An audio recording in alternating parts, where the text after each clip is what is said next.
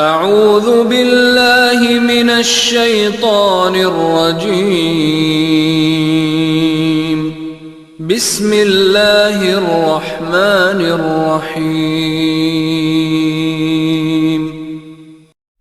السلام علیکم ورحمۃ اللہ وبرکاتہ۔ نحمدہ ونصلی علی رسولہ الکریم، اما بعد۔ وقال النبی صلی اللہ علیہ وسلم شعبان شہری رمضان شہر اللہ۔ معزز سامعین کرام، اللہ کے حبیب پیارے محمد عربی صلی اللہ علیہ وسلم نے ارشاد فرمایا، شعبان کا مہینہ بڑی عظمت اور برکت والا ہے۔ شعبان کے مہینہ میں ہی 15ویں شب کی رات آتی ہے، جسے ہم اور آپ شب برات کے نام سے جانتے ہیں، اور پوری دنیا اسے شب برات کے نام سے یاد کرتی ہے۔ معزز سامعین کرام، اس مہینہ کے بارے میں نبی کریم صلی اللہ علیہ وسلم نے ارشاد فرمایا، شعبان میرا مہینہ ہے اور رمضان اللہ تبارک و تعالیٰ کا مہینہ۔ میرے دوستو، ذرا سوچئے شعبان کا عظمت کیا ہو سکتا ہے، جس مہینہ کے بارے میں میرے پیارے نبی صلی اللہ علیہ وسلم نے ارشاد فرمایا یہ میرا مہینہ ہے۔ وہ نبی جو سارے نبیوں کے نبی ہیں، وہ رسول جو سارے رسولوں کے رسول ہیں، وہ نبی جن کے لیے پوری دنیا کائنات سجائی گئی، اور جو ختم الرسل ہیں۔ میرے دوستو، اللہ نے کہا جب تک میں ہوں اور میرا نام ہے تب تک میرے نبی کا نام ہمیشہ چلتا رہے گا۔ یعنی اللہ ہمیشہ سے ہے اور ہمیشہ رہے گا، میرے نبی کا نام ہمیشہ سے ہے اور ہمیشہ رہے گا۔ میرے دوستو، تو پیارے محمد صلی اللہ علیہ وسلم نے ارشاد فرمایا یہ مہینہ میرا مہینہ ہے۔ تو اس مہینے کی عظمت اور بھی زیادہ بڑھ گئی کہ اسی مہینے میں 15ویں شب کی رات، 15ویں جو ہم لوگ شب مناتے ہیں شعبان میں، شب برات کے نام سے۔ آپ ذرا یاد کیجئے، اس رات میں اللہ تبارک و تعالی پہلے آسمان کی طرف متوجہ ہوتے ہیں اور ارشاد فرماتے ہیں، ہے کوئی میرا بندہ جو اپنی مغفرت چاہتا ہو میں اس کی مغفرت کر دوں، ہے کوئی میرا بندہ جو ہم سے معافی چاہتا ہو میں اس کو معاف کر دوں، ہے کوئی بے اولاد والا انسان جو اولاد چاہتا ہو میں اس کے اولاد سے نواز دوں، ہے کوئی ایسا جو پریشان حال ہے اور ہم سے اپنے پریشانی کو دور کرانے کی دعا مانگے میں اس کی پریشانیوں کو دور کر دوں، ہے کوئی مصیبت زدہ جو اپنی مصیبتوں کو دور کرنا چاہتا ہے میں اس کے مصیبتوں کو دور کر دوں۔ میرے دوستو، اللہ تبارک و تعالیٰ پوری رات یہ اعلان کرتے ہیں اور یہ آواز لگاتے ہیں اور کہتے ہیں، اے میرے بندے تجھ سے گناہ ہو جاتا ہے، تو پورے سالوں سال میرے سامنے روتا ہے، گڑ گڑاتا ہے اور تو میرے در پہ آتا ہے، لیکن اے بندے سن، اے مسلمانوں سنو، آج اللہ کی رحمت تیرے دروازے پہ دستک دے رہی ہے کہ تم اپنے گناہوں کو معاف کرا لو، اپنی روزی اللہ تعالیٰ سے تم طلب کر لو۔ میرے دوستو، یہ کہا جاتا ہے کہ ایک شاعر نے کیا ہی خوب شعر کہا ہے، کس چیز کی کمی ہے، کس چیز کی کمی ہے مولا تیری گلی میں، دنیا تیری گلی میں، عقبہ تیری گلی میں۔ میرے دوستو، سب چیزیں تو اللہ ہی کا ہے اور اللہ ہی کا ہی رہے گا۔ تو میرے دوستو، میرے اللہ کے ہاں نہ تو دنیا کی کمی ہے نہ تو آخرت کی کمی ہے۔ میرے دوستو، آگے ایک شاعر کہتا ہے، تیرے کرم سے کریم کس چیز کی کمی ہے، تیرے کرم سے کریم کس چیز کی کمی ہے، کیا چیز نہیں ملتی، یا میری جھولی خالی ہے تیرے خزانے میں کوئی کمی نہیں۔ میرے دوستو، یاد رکھے کہ اللہ کے خزانے میں کوئی چیز کی کمی نہیں ہے، یا تو ہم میں وہ کمی ہے کہ ہم اپنے رب سے ہم اچھے طرح سے وہ مانگ نہیں پا رہے ہیں۔ اپنے اللہ کے سامنے اگر ہم مانگیں تو میرا اللہ دے گا۔ یہ 15ویں شب کی رات، یہ 15ویں شعبان المحرم کی رات جو ہمارے سامنے آتی ہے، اس رات میں گناہوں کو بخش دیے جاتے ہیں اور انسان کو ایسے پاک صاف کر دیے جاتے ہیں جیسے انسان اپنے ماں کے پیٹ سے آج ہی پیدا ہوا۔ میں ایک حدیث بتاؤں، امی عائشہ رضی اللہ تعالیٰ عنہا سے مروی ہے، آپ فرماتی ہیں کہ نبی کریم صلی اللہ علیہ وسلم ایک بار میرے بستر پہ آرام فرما رہے تھے، رات کے وقت میں آپ اچانک سے مجھے دکھے نہیں، میں پریشان ہو گئی کہ اللہ کے رسول کہاں گئے۔ میں باہر نکلی تو میں دیکھی کہ اللہ کے رسول کہیں چلے جا رہے ہیں۔ حضرت امی عائشہ رضی اللہ تعالیٰ عنہا اللہ کے رسول کو فالو کرنے لگی اور پیچھے پیچھے جانے لگی۔ کیا دیکھتی ہیں کہ اللہ کے رسول جنت البقیع میں جاتے ہیں اور جا کر کے پورے امت مسلمہ کے لیے دعائے مغفرت کرتے ہیں اور دعا مانگتے ہیں، اللہ تعالیٰ کے سامنے سجدہ ریز ہوتے ہیں۔ میرے دوستو، یہ رات 15ویں شب کی رات تھی۔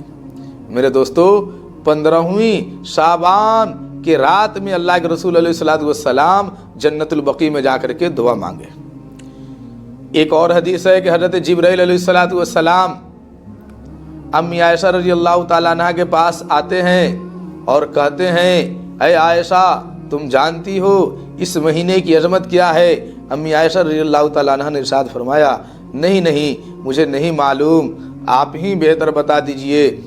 تو حضرت جبرائیل علیہ السلام نے فرمایا، اس رات میں گناہگاروں کی گناہیں بخش دی جاتی ہے اور جو لوگ جو دعائیں مانگتے ہیں اللہ تعالیٰ ان کے دعاؤں کو قبول کرتا ہے، لیکن صرف 6 لوگوں کے دعاؤں کو اللہ قبول نہیں کرتا۔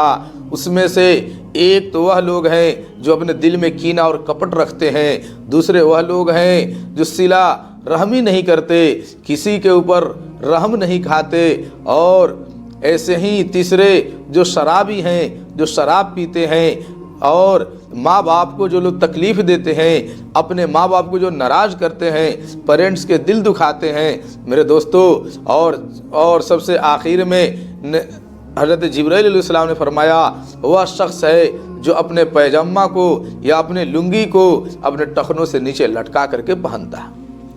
میرے دوستو، اللہ تعالیٰ سبوں کو معاف کرتا ہے، سبوں کے دعائیں قبول کرتا ہے، سب لوگ جو مانگے وہ دیتا ہے، لیکن کچھ لوگ، چند لوگ ایسے ہیں جن کو نہیں دیتا۔ اس میں سے ایک شرابی ہے، اپنے ماں باپ کا نافرمان ہے، اور اسی طرح اپنے پینٹ یا لنگی یا پیجامہ کو ٹخنوں سے نیچے پہننے والا شخص ہے۔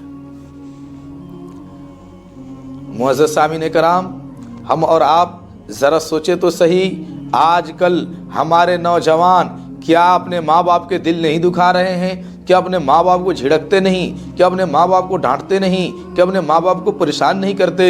لیکن افسوس صد افسوس، کچھ تو ایسے بھی نوجوان ہیں جو اپنے ماں باپ کو گھر سے نکال دے رہے ہیں اور اپنے بوڑھے ماں باپ کو گالیاں بکتے، تھپڑ چلا دیتے ہیں۔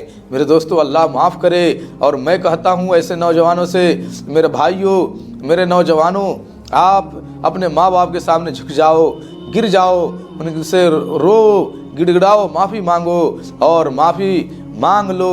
تمہارے ماں باپ راضی ہیں تو اللہ بھی راضی ہے، اگر ماں باپ راضی نہیں تو میرے دوستو اللہ بھی راضی نہیں۔ کیوں؟ شاعر کہتا ہے، نہ خدا ہی ملا نہ وصال سلم، نہ خدا ہی ملا نہ وصال صنم، نہ ادھر کے رہے نہ ادھر کے رہے۔ میرے دوستو، اگر ماں باپ ناراض ہیں تو یاد رکھیے نہ اللہ ہی ملے گا اور نہ ہمیں جنت پا پائیں گے۔ تو اس لیے اپنے ماں باپ کو ہم راضی کرنے کی کوشش کریں۔ اور دوسری چیز، ایک اور چیز آپ دیکھیے، جو ہمارے نوجوان جسے گناہ ہی نہیں سمجھتے، اپنے پینٹ یا لنگی کو ٹخنوں سے نیچے لٹکا کر کے پہننے والے سمجھتے ہیں، یہ تو ایسے ہی ہیں۔ میرے دوستو، ذرا یاد رکھیے، ہم چھوٹی گناہ سمجھ رہے ہیں، لیکن اس گناہ کرنے کے وجہ سے اور اپنے لنگی یا پینٹ کو نیچے پہننے کی وجہ سے یاد رکھیے ہماری دعائیں قبول نہیں ہوتی، ہماری عبادتیں اللہ تعالیٰ کے برگاہ میں پیش نہیں ہوتے۔ کیوں؟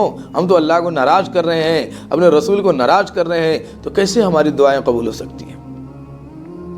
معزز سامعین کرام، 15ویں شب کی رات میں سب کی بخشش ہوتی ہے، اور جو ہم نے بتایا چند لوگوں کی، ان کی بخشش نہیں ہوتی ہے۔ ہاں، ان کی بھی بخشش ہو جائے گی اگر یہ دل سے توبہ کر لے اور سوچ لے کہ آج کے بعد سے ہم یہ اپنی زندگی میں کبھی نہیں کریں گے، سچے دل سے توبہ کرے، پکا نیت اور ارادہ کرے، انشاءاللہ اللہ تو سیکنڈوں میں معاف کر سکتا ہے۔ میرے دوستو، آپ ذرا سوچئے، اس رات میں اللہ کے رسول علیہ الصلوۃ والسلام اللہ کے دروازے پہ حضرت ابوبکر صدیق رضی اللہ تعالیٰ عنہ اللہ کے دروازے پہ حضرت عمر فاروق رضی اللہ تعالیٰ عنہ اللہ کے دروازے پہ حضرت علی رضی اللہ تعالیٰ عنہ اللہ کے دروازے پہ حضرت عثمان غنی رضی اللہ تعالیٰ عنہ اللہ کے دروازے پہ. لیکن افسوس صد افسوس، لیکن یہ مسلمان جسے کنتم خیر امہ کا لقب دیا گیا آج یہ گہری نیند میں سو رہی ہے اور نہ جانے خرافات کے دروازے پہ دستک دے رہی ہے.